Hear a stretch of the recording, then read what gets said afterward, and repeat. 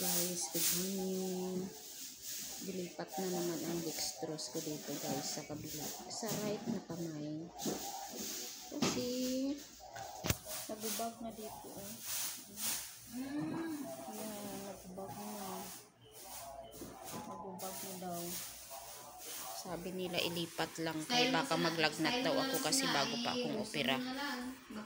Tapos update po, kuhaan tayo dugo guys. Kaya basig maglagnat daw ko bagong opera daan.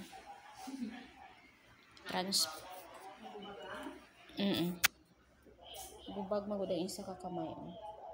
Bawal maglagnat ang bagong opera guys. Ay, hindi siya gusto.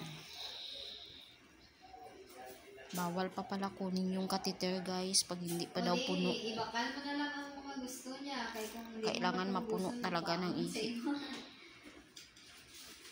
Bagong lipat dito sa right na kamay. Good morning. Ngayon pa talaga ako nakakain. At saka nakainom ng tubig. Kasi gahapon lang ang opera ko. 1 day pa ngayon. Pero okay naman kay makaupo na tayo guys. Upo na tayo. Tabs operation. Tanggal ang mattress at saka ovaries guys. Hindi na tayo mag-sacrifice, magregla na super sakit talaga. Para mamatay sa kasakit, hindi talaga makaya guys ang sakit. At saka hindi na rin ako matabla ng pain reliever kasi then 5 days talaga ma-suffer. Tapos maglipong-lipong pa ko guys sa kadaming dugo maglabas. Kaya hindi talaga kaya. Kailangan talaga magpa-opera.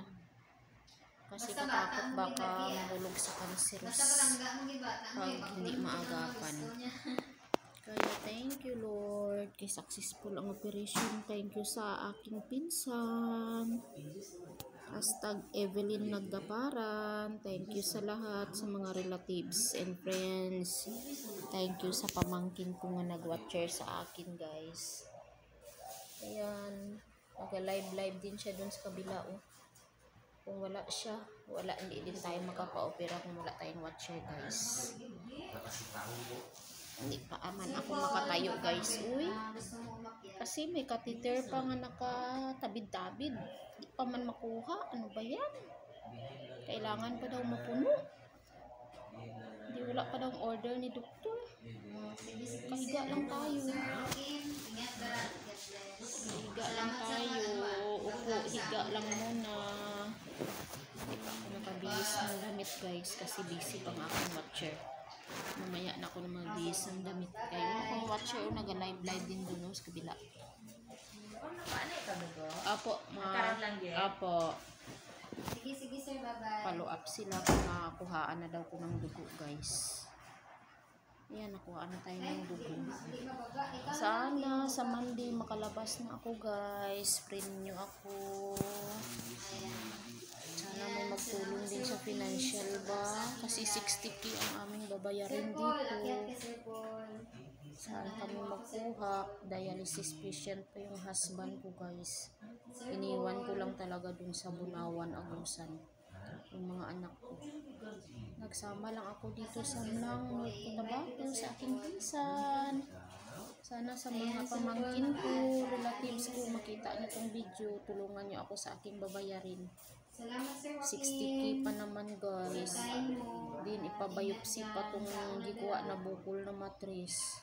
Ayan sir Paul, good morning. Request for biopsy pa yun. Basta ka sir Paul. Sana may mag-donate ng financial. Bigyan mo naman kami 60k dyan. ang aming babayarin dito sa ospital. Baka sa Monday makalabas na tayo pag makabayad na tayo guys.